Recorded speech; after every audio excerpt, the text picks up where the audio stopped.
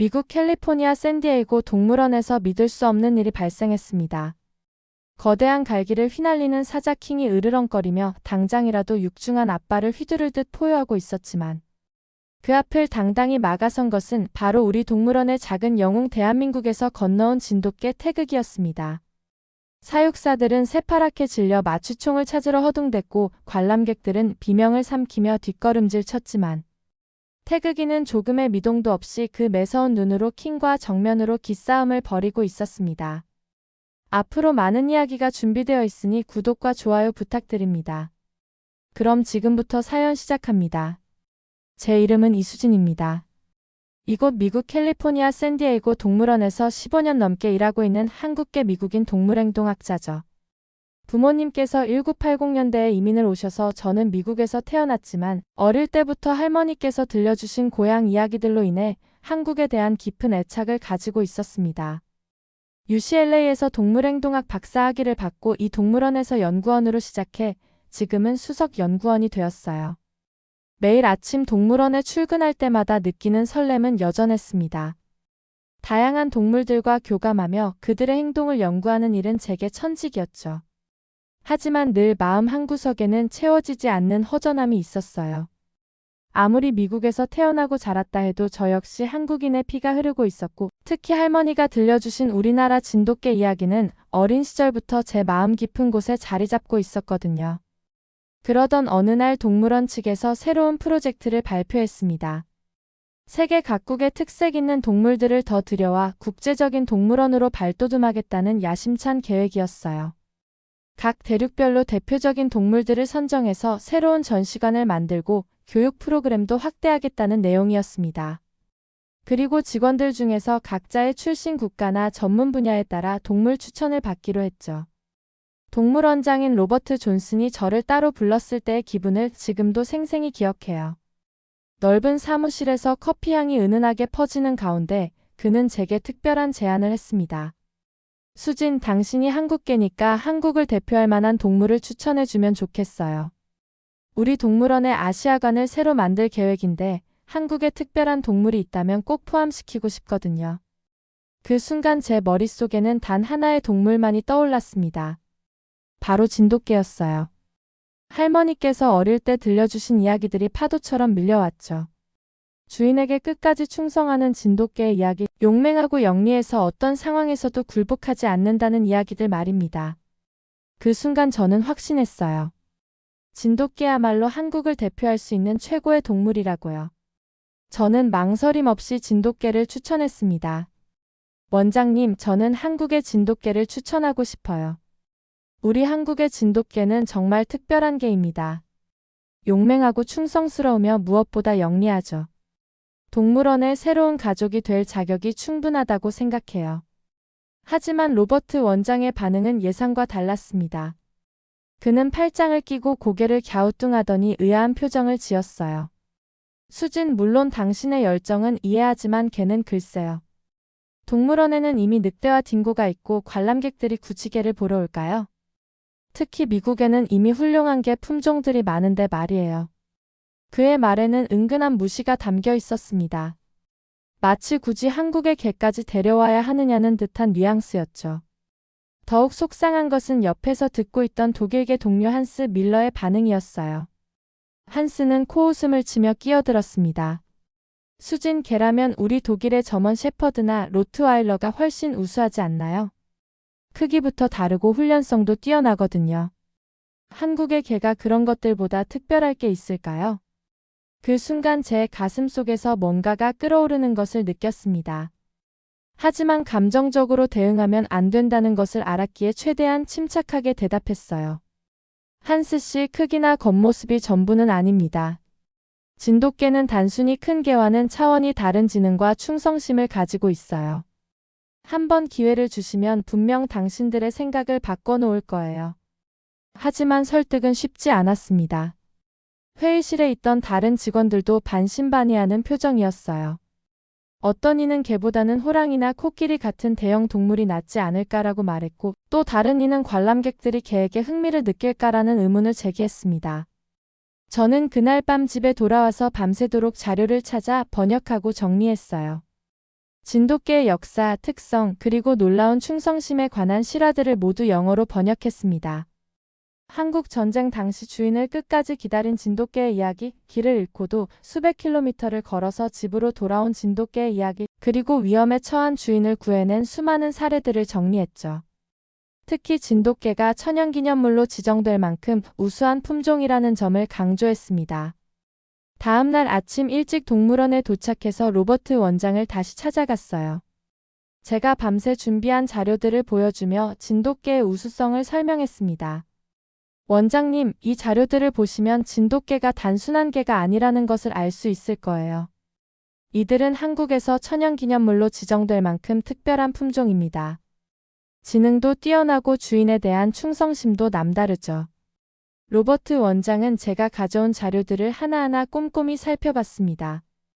특히 진돗개의 귀소 본능에 관한 연구 결과와 다양한 실화 사례들을 보며 점점 관심을 보이기 시작했어요. 흥미롭니다요. 이 귀소 본능이라는 게 정말 놀랍군요. 그리고 이 충성심 사례들도 인상적이고요. 그렇게 며칠간의 설득 끝에 마침내 기적 같은 일이 일어났습니다. 로버트 원장이 제게 다가와 말했어요. 수진, 당신의 열정에 감동받았어요. 한국에서 진돗개 한 마리를 데려오는 것을 승인하겠습니다. 다만 조건이 있어요. 이 프로젝트가 성공적이어야 하고 진돗개가 정말 특별하다는 것을 증명해 주셔야 해요. 그렇게 우리 동물원에 오게 된 녀석이 바로 태극이었습니다. 한국 진도에서 직접 데려온 3살 수컷 진돗개로 순백색의 아름다운 털과 곱게 선 귀가 인상적인 녀석이었어요. 하지만 태극이가 처음 동물원에 도착했을 때의 분위기는 제가 기대했던 것과는 사뭇 달랐습니다. 공항에서 태극이를 처음 만났을 때의 순간을 잊을 수가 없어요. 이동용 케이지에서 나온 태극이는 생각보다 작고 평범해 보였거든요. 물론 늠름하고 자세가 당당하긴 했지만 동물원의 다른 거대한 동물들, 예를 들어 시베리아 호랑이나 아프리카 코끼리 같은 녀석들 옆에 서면 초라해 보이기까지 했죠. 무게는 20kg 정도였는데 미국인들이 흔히 생각하는 대형견들과 비교하면 확실히 작았습니다. 동물원으로 태극이를 데려왔을 때 동료 사육사들의 반응은 실망스러웠어요. 몇몇은 대놓고 수군거렸습니다. 저 작은 개가 뭘 할 수 있겠어? 그냥 귀여운 애완견 같은데? 특히 평소 저를 못마땅하게 여기던 한스는 더욱 노골적이었어요. 그는 자신의 점원 셰퍼드 카이저를 자랑하며 비아냥거렸습니다. 수진, 저것보다는 우리 독일의 카이저가 훨씬 용맹하고 동물원에 어울릴 것 같은데요. 크기부터 다르지 않습니까? 저런 작은 개가 과연 특별할 게 있을까요? 한스의 카이저는 몸무게가 40kg이 넘는 거대한 점원 셰퍼드였거든요. 태극이와 나란히 서면 그 크기 차이가 확연했습니다. 저는 속으로 분노가 치밀어 올랐지만 겉으로는 태연한 척하며 대답했어요. 한스 씨, 크기가 전부는 아닙니다. 두고 보세요. 태극이는 분명 당신의 생각을 바꿔놓을 거예요. 하지만 솔직히 마음 한편으로는 걱정도 되었습니다. 과연 태극이가 제 기대에 부응할 수 있을까 하는 불안감이 스멀스멀 올라왔거든요. 태극이는 처음 며칠 동안 새로운 환경에 적응하느라 잔뜩 경계하는 모습이었어요. 낯선 냄새와 소리, 그리고 거대한 동물들의 울음소리에 예민하게 반응했죠. 하지만 신기하게도 그 눈빛에는 두려움보다는 호기심과 당당함이 어려 있었습니다. 마치 이곳이 어떤 곳인지 천천히 파악해보겠다는 듯한 침착함이 있었어요. 저는 매일 태극이와 함께 동물원을 산책했습니다. 처음에는 조심스럽게 짧은 거리부터 시작해서 점차 범위를 넓혀갔어요. 태극이는 낯선 냄새와 소리에 조금씩 익숙해져 갔고 거대한 동물들의 모습도 차차 받아들이기 시작했습니다. 특히 인상적이었던 것은 태극이가 다른 동물들을 관찰하는 방식이었어요. 단순히 구경하는 것이 아니라 마치 그들의 성격과 습성을 파악하려는 듯한 진지함이 있었거든요. 얼마 지나지 않아 태극이는 자신만의 방식으로 동물원 생활에 적응하기 시작했습니다. 매일 같은 시간에 같은 경로로 산책을 하면서 동물원의 모든 구석구석을 익혀갔어요. 그리고 각 동물들이 언제 활발해지고 언제 조용해지는지도 파악하기 시작했습니다. 마치 동물원 전체의 리듬을 몸으로 익혀가는 것 같았어요. 하지만 여전히 동료들의 시선은 차갑기만 했습니다. 역시 그냥 평범한 개네. 특별할 게 뭐가 있다고 그랬던 거야? 이런 말들이 귓가에 맴돌았어요. 저 역시 조금씩 초조해지기 시작했습니다. 과연 태극이가 자신의 진가를 보여줄 기회가 올까 하는 걱정이 들었거든요. 그런데 태극이의 진가를 가장 먼저 알아본 것은 동물원의 원숭이들이었습니다. 원숭이 구역은 항상 동물원에서 가장 시끄러운 곳 중 하나였어요. 침팬지들과 원숭이들이 하루 종일 제잘거리고 놀아대며 소란을 피우는 곳이었죠. 사육사들도 이들을 다루는데 항상 애를 먹곤 했습니다. 특히 침팬지 로키는 원숭이 구역의 말썽꾸러기로 유명했어요. 덩치도 크고 힘도 세서 화가 나면 우리를 마구 흔들어댔죠. 신입 사육사들은 로키 때문에 혼쭐이 나는 경우가 많았습니다. 그런데 신기하게도 태극이가 원숭이 구역 근처에 나타나면 그 시끄럽던 녀석들이 언제 그랬냐는 듯 조용해지기 시작했어요. 처음에는 우연의 일치라고 생각했습니다. 하지만 며칠 계속 같은 현상이 반복되자 저도 호기심이 생겼어요. 태극이가 원숭이 우리 앞을 지나갈 때마다 유심히 관찰해보니 태극이는 별다른 위협적인 행동을 하지 않았습니다. 그저 묵묵히 걸어갈 뿐이었는데 원숭이들은 마치 보이지 않는 위압감에 눌린 듯 서로 눈치만 보며 얌전해졌어요. 결정적인 사건은 일주일 후에 일어났습니다. 그날은 새로 들어온 인턴 사육사 제니가 원숭이들에게 먹이를 주는 날이었어요. 제니는 22살의 어린 여성으로 동물들을 정말 사랑하지만 아직 경험이 부족했죠. 로키는 평소에도 새로운 사람들에게 특히 공격적인 성향을 보였는데 그날따라 유난히 흥분한 상태였습니다. 제니가 먹이통을 들고 우리 안으로 들어가자마자 로키가 갑자기 달려들었어요. 평소보다 훨씬 공격적이었고 제니의 팔을 낚아채려고 했습니다. 제니는 비명을 지르며 뒤로 물러섰지만 로키는 계속 위협적으로 다가왔어요. 다른 사육사들은 급히 달려왔지만 로키를 진정시키기에는 상황이 너무 급박했습니다. 바로 그 순간이었습니다. 어디선가 바람처럼 나타난 태극이가 조용히 로키 앞을 막아섰어요. 태극이는 별다른 소리를 내지도 않았습니다. 그저 로키를 똑바로 바라보며 낮고 위협적인 소리로 그르렁거렸을 뿐이죠. 하지만 그 눈빛에는 강철 같은 의지가 담겨 있었어요. 평소에는 기세등등하던 로키가 태극이의 그 기세에 눌려 움찔했습니다. 로키는 잠시 태극이를 노려보더니 슬금슬금 뒷걸음질 치기 시작했어요. 마치 이놈은 만만한 상대가 아니다라고 인정하는 것 같았습니다. 결국 로키는 우리 안쪽으로 물러갔고 제니는 무사히 밖으로 나올 수 있었죠. 그 광경을 목격한 모든 사람들은 할 말을 잃었습니다. 특히 한스는 입을 다물지 못하고 멍하니 서 있었어요. 어떻게 저런 일이 가능하지? 로키가 저렇게 쉽게 물러서다니. 다른 동료들도 마찬가지였습니다. 태극이에게서 뭔가 특별한 기운이 나오는 것 같아. 저 작은 몸에서 어떻게 저런 위압감이 나올 수 있는 거야? 그날 이후로 원숭이들은 태극이를 완전히 다른 존재로 받아들이기 시작했습니다. 태극이가 근처에만 나타나도 말썽꾸러기들이 얌전해졌고 로키조차 태극이를 보면 고개를 숙이며 존중하는 모습을 보였어요.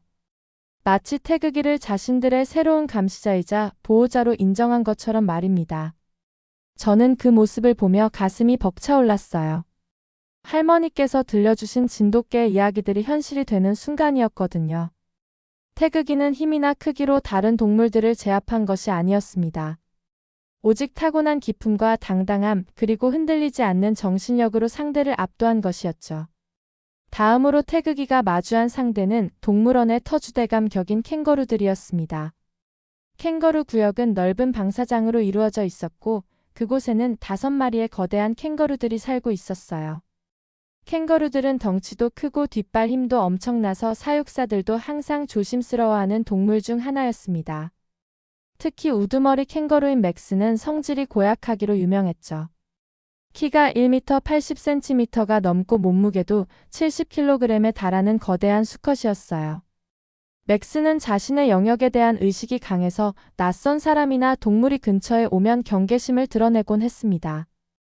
특히 다른 동물들이 자신의 방사장 근처를 지나가면 위협적으로 뛰어오는 경우가 많았어요.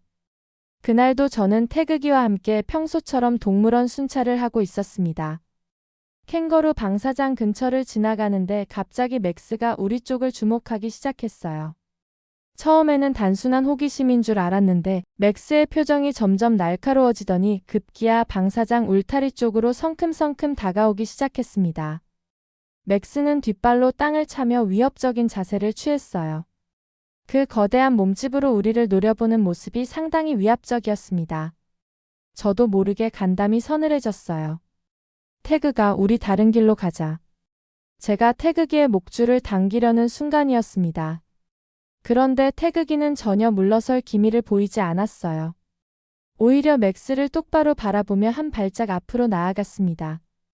맥스보다 훨씬 작은 체구였지만 태그기의 눈빛은 조금도 흔들리지 않았어요. 오히려 한껏 낮춘 자세로 맥스를 노려보는데 그 기세가 어찌나 당당한지 거대한 맥스가 잠시 망설이는 듯 했습니다. 태그기는 짖지도 않았습니다. 그저 크르르릉 하는 낮은 경고음만 냈어요. 마치 더 이상 다가오면 가만두지 않겠다고 말하는 것 같았죠. 그 소리에는 단순한 위협이 아닌 확고한 의지가 담겨 있었습니다. 절대 물러서지 않겠다는 진돗개 특유의 기계가 느껴졌어요. 잠시 동안 팽팽한 대치가 이어졌습니다. 맥스는 태그기를 내려다보며 고민하는 듯 했어요. 평소 같으면 바로 뛰어들었을 텐데 태그기에게서 나오는 강인한 기운에 뭔가 다름을 느꼈나 봅니다. 맥스는 몇 번 뒷발로 땅을 차며 으름장을 놓았지만 태그기는 꿈쩍도 하지 않았어요. 결국 먼저 물러선 것은 맥스였습니다. 고개를 갸우뚱거리더니 이내 몸을 돌려 방사장 안쪽으로 폴짝폴짝 뛰어가더군요. 마치 오늘은 이 정도로 해두겠다는 듯한 모습이었어요. 하지만 분명한 건 태그기가 이긴 것이었습니다. 체격에서는 비교도 되지 않았지만 정신력에서는 태그기가 완전히 압도한 거였죠. 그 모습을 지켜보던 다른 동료 사육사들은 입을 다물지 못했습니다. 마침 근처에서 청소를 하던 톰이 달려와 말했어요. 세상에 방금 뭘 본 거야? 맥스가 저렇게 쉽게 물러서다니. 믿을 수 없어. 데이비드 원장도 멀찍이 서 그 광경을 보고는 믿을 수 없다는 표정을 지었습니다. 수진 태그기에게 정말 특별한 뭔가가 있는 것 같아요. 저 작은 몸에서 어떻게 저런 기운이 나올 수 있는지. 로버트 원장의 목소리에는 진심 어린 감탄이 담겨 있었어요. 그는 태그기를 내려다보며 고개를 저었습니다. 처음에는 의심스러웠는데 이제야 당신이 왜 그렇게 확신했는지 알 것 같네요. 한스도 멀리서 그 광경을 지켜봤는데 평소 자신만만하던 모습과는 달리 말문이 막힌 듯 했어요. 자신의 카이저도 맥스 앞에서는 항상 조심스러워했는데 태그기는 전혀 다른 모습을 보여준 것이었거든요. 태그기의 활약은 여기서 그치지 않았습니다. 동물원에는 방문객들의 안전을 위해 몇 마리의 경비견들이 있었는데 대부분 덩치 큰 저먼 셰퍼드나 로트와일러였어요. 그들은 자신들이 동물원의 공식적인 경비견이라는 자부심이 대단했죠. 특히 밤에 순찰을 돌며 동물원의 안전을 책임진다는 사명감이 강했습니다. 처음에는 이 경비견들이 태그기를 자신들의 구역을 침범한 불청객 정도로 여기며 텃세를 부리곤 했어요. 특히 저먼 셰퍼드 무리의 우두머리인 맥스는 유독 태그기를 못마땅하게 여겼습니다. 맥스는 몸무게가 45kg에 달하는 거대한 개로 동물원의 모든 개들 중에서 가장 덩치가 큰 녀석이었어요. 맥스는 태그기를 볼 때마다 위협적으로 지저댔습니다. 마치 여기는 내 구역이니까 함부로 돌아다니지 말라고 경고하는 것 같았어요. 하지만 태그기는 그런 맥스의 도발에도 전혀 동요하지 않았습니다. 그저 묵묵히 자신의 길을 갈 뿐이었죠. 오히려 맥스를 똑바로 바라보며 나는 너를 두려워하지 않는다는 듯한 당당한 눈빛을 보냈어요. 며칠간 이런 신경전이 계속되었는데 결정적인 사건이 벌어진 것은 어느 목요일 밤이었습니다. 그날 밤 동물원에 작은 소동이 벌어졌어요. 누군가가 동물원 담을 넘어 밀렵을 시도하려 했던 것입니다. 요즘 희귀 동물의 장기나 털 같은 것들이 암시장에서 높은 가격에 거래되고 있어서 이런 일이 종종 발생했거든요. 경비견들이 요란하게 지저대며 침입자를 쫓았지만 어둠 속에서 교활하게 움직이는 침입자를 쉽게 잡지 못했어요. 맥스를 비롯한 경비견들은 침입자의 냄새를 맡고 이리저리 뛰어다녔지만 정작 침입자는 그들을 피해 계속 도망치고 있었습니다. 침입자는 동물원의 지형을 미리 파악해둔 듯 어둠을 이용해 영리하게 움직였어요. 그때 조용히 상황을 지켜보던 태극기가 움직이기 시작했습니다. 태극기는 다른 경비견들처럼 요란하게 짖지 않았어요. 마치 그림자처럼 조용히 침입자의 뒤를 밟기 시작했죠. 진돗개 특유의 뛰어난 후각과 추적 본능이 발휘되는 순간이었습니다. 침입자는 자신이 추적당하고 있다는 사실을 전혀 눈치채지 못했어요. 경비견들의 시끄러운 짖음소리에 정신이 팔려 있었거든요. 태극이는 침입자가 예상치 못한 순간을 기다렸다가 번개처럼 달려들어 그의 발목을 가볍게 물었습니다. 물론 심하게 다치게 할 정도는 아니었지만 침입자를 행동 불능 상태로 만들기에는 충분했어요. 침입자는 갑작스러운 공격에 비명을 지르며 나동그라졌고 그 사이 경비견들과 사육사들이 달려와 그를 붙잡을 수 있었습니다. 만약 태극이가 아니었다면 침입자는 그대로 도망쳤을 수도 있었고 하마터면 귀한 동물들을 잃을 뻔한 아찔한 순간이었어요. 그날 이후 맥스를 비롯한 경비견들은 더 이상 태극이에게 텃세를 부리지 않았습니다. 오히려 태극이를 존중하고 따르는 듯한 모습을 보이기 시작했죠. 마치 태극이를 자신들의 새로운 대장으로 인정한 것처럼 말입니다. 맥스는 태극이를 볼 때마다 고개를 살짝 숙이며 인사하는 모습까지 보였어요. 로버트 원장은 다음날 아침 저를 찾아와 말했습니다. 수진, 어젯밤 일은 정말 놀라웠어요. 태극이가 아니었다면 큰일 날 뻔했죠. 이제야 진돗개의 진정한 가치를 알 것 같습니다. 태극이의 명성은 동물원 전체로 퍼져나갔습니다. 사육사들은 물론이고 동물원을 찾는 관람객들 사이에서도 태극이는 이미 스타가 되어 있었어요. 아이들은 태극이를 보면 와 용감한 진돗개다라며 환호했고 어른들은 한국개가 저렇게 똑똑하고 용맹한 줄 몰랐네라며 감탄사를 연발했습니다. 특히 샌디에이고에 거주하는 한국계 미국인들은 태극이를 보며 큰 자부심을 느꼈어요. 어떤 할아버지는 태극이를 볼 때마다 눈시울을 붉히며 말씀하셨습니다. 우리나라 진돗개가 이렇게 미국 땅에서 위상을 떨치니 정말 자랑스럽구먼. 마치 내 손주 녀석을 보는 것 같아. 로버트 원장도 이제는 태극이의 열렬한 팬이 되었어요. 그는 종종 제게 다가와 말했습니다. 수진, 당신 말이 맞았어요. 태극이는 정말 특별한 존재예요. 마치 동물원의 수호신 같다니까요. 그리고는 한스를 보며 뼈있는 농담을 던지기도 했죠. 한스, 자네가 그렇게 자랑하던 카이저는 요즘 뭘 하고 있나? 태극이만큼 동물원 평화에 기여하고 있나? 한스는 그럴 때마다 얼굴을 붉히며 아무 말도 하지 못했습니다. 그의 카이저는 여전히 자기 우리 안에서 사료만 축내고 있었으니까요. 게다가 최근에는 태극이를 보면 꼬리를 내리고 피하려는 모습까지 보이고 있었어요. 그런데 진짜 대사건은 그로부터 한 달 후에 벌어졌습니다. 중국에서 온 단체 관광객들이 동물원을 방문한 날이었어요. 그중 유난히 목소리가 큰 한 남자가 태극이를 가리키며 자기들끼리 떠들더군요. 중국어를 할 줄 아는 동료 직원의 통역으로 들어보니 저 작은 개는 뭐냐? 중국의 차우차우나 티베탄 마스티프에 비하면 볼품 없구먼. 저런 개가 무슨 용맹함이 있다는 건지라는 내용이었습니다. 저는 그 말을 듣고 피가 거꾸로 솟는 것 같았어요. 하지만 애써 평정심을 유지하며 조용히 태극이의 능력을 보여줄 기회를 기다렸습니다. 그리고 그 기회는 곧 찾아왔어요. 때마침 그날따라 유난히 흥분한 타조 한 마리가 우리를 뛰쳐나오려는 소동이 벌어졌습니다.